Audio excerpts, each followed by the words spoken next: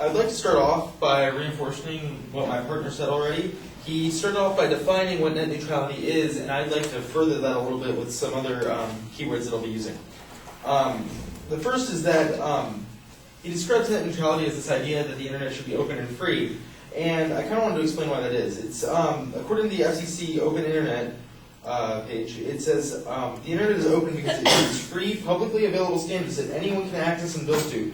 It treats all traffic that flows across the network roughly the same way. The only reason it's roughly is because of technological capabilities that you can't actually treat all traffic as equal because some kinds of traffic are different bit sizes, very technical information. Another important word that I'm going to be using a lot is reasonable network management. It's a term that is generally understood to mean the practices that promote the proper technical functioning of an ISP's network, and not efforts to determine whether any subscriber actively violates any copyright law or anything else. Alright, so kind of done defining things for you guys. The biggest thing that was mentioned prior to my speech and refutation was the pricing issue. The issue that the internet is going to cost more over time simply because it needs to be kept afloat. I'd actually like to argue against that with an article from Ars Technica. If you don't know what that is, it's a very technical website. They basically break down very specific things about technology and what they are and what they will be and can do. Basically, the quote says that the options for pricing are being described as the only way to stave off the internet, collapsing, internet brownouts. These are warnings that we've been hearing since at least 1995, and every year they've proved false again. There are several proposed rules by the FCC in order to put in net neutrality, but even big foundations and organizations and even key players in the technology industry don't actually agree with everything put forth by the FCC because it is a government organization. Generally, what net neutrality is supposed to mean is the idea of free and openness. But unfortunately, when the FCC put it forward, there was a lot of issues that comes in with copyright law, which is one of the reasons why net neutrality is such a big deal, is that currently networks have the ability to do whatever they want when it comes to copyright law. There's no restrictions on them, which seems right, except for the fact that typically it means they are also hurting lawful traffic and the freedom of information by putting forth their copyright law. The proposed rule in reasonable network management to include measures taken by ISPs to block unlawful content or transmissions would effectively permit ISPs to violate net neutrality rules and block lawful activities in the name of copyright enforcement. Also an issue, okay, right here.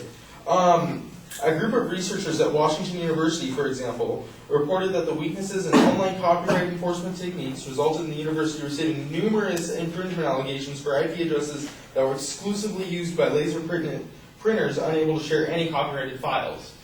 So clearly there are some flaws in the system currently with how ISPs are detecting copywritten works and such.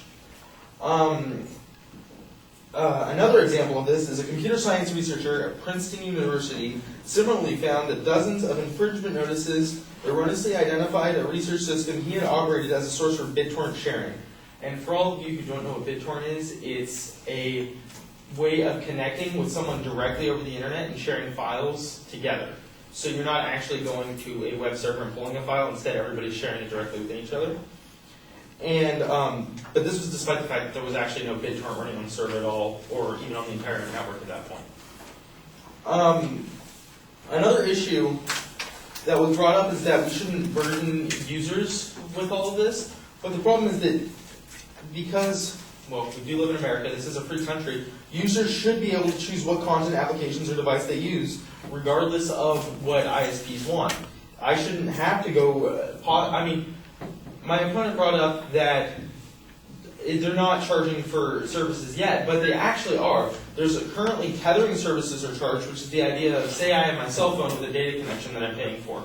Currently, I actually have to pay to be able to share that connection with any other device I own, even though I'm already paying for the data.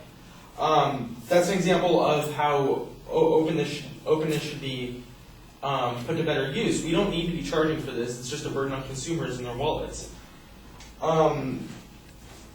Also very important is the idea of transparency, the idea that networks need to be honest about what they're doing with their network. Currently, they're not required to, and with the idea of net neutrality, you also create this idea of transparency where networks have to show everyone what they're doing and why they're doing it. That way to create a more open and fair marketplace for other ISPs. There are small ISPs out there that need to be able to grow and expand like others. A good analogy for all of this, actually, that I thought wasn't right there, is Microsoft was taken to court for basically creating a monopoly, antitrust, for bundling Internet Explorer and making it almost impossible to remove. It's kind of a similar idea. Comcast can force their services upon you, and Comcast typically does. Comcast is often regarded as one of the wealthiest and most charging ISPs. And it didn't work out well for Microsoft, and therefore it shouldn't work out well for ISPs.